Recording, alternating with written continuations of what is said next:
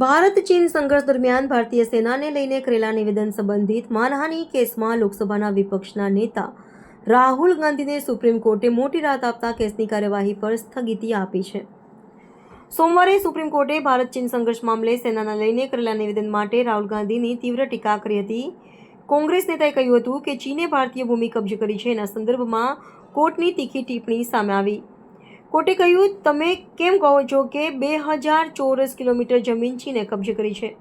તમારા પાસે ક્યાં વિશ્વસનીય પુરાવા છે? જો તમે સાચા ભારતીય હો તો તમે આવું નથી કહી શકતા. જ્યારે સરહદે તણાવ હોય ત્યારે આવું કહી શકાય. તમે આ પ્રશ્ન સંસદમાં શા માટે ઉઠાવતા નથી? તેમ છતાં સુપ્રીમ કોર્ટે 2020ના ગલવાન ખીણ સંઘર્ષ દરમિયાન ભારતીય સેનાને લગતા નિવેદન પર ચાલતા માનહાનિ કેસમાં રાહુલ ગાંધીને રાહત આપી છે.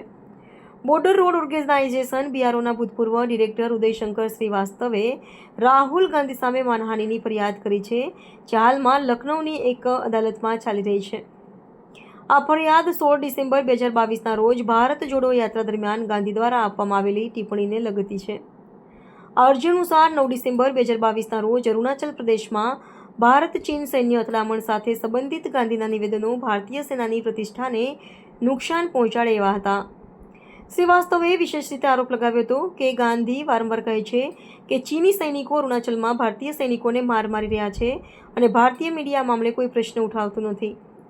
લખનૌની અદાલતે અગાઉ જણાવ્યું હતું કે આ નિવેદન સેનાના જવાનો અને તેમના પરિવારજનોને નિરાશ કરનાર હોઈ શકે છે. આ નિરીક્ષણ સામે ગાંધી બાદમાં હાઈકોર્ટ પહોંચ્યા હતા. 2020માં ભારત અને ચીનના સૈનિકો line of actual control LAC પર અથડાયા હતા. ચીને ગલવાન ખીણમાં ભારત દ્વારા કરવામાં આવેલા રોડ પ્રોજેક્ટ્સ પર આક્ષેપ કર્યા બાદ આ તણાવ ઊભો થયો હતો. પોગોંગ તળાવ અને પૂર્વ લદ્દાખ સહિત અનેક જગ્યાએ અથડામણ થઈ હતી.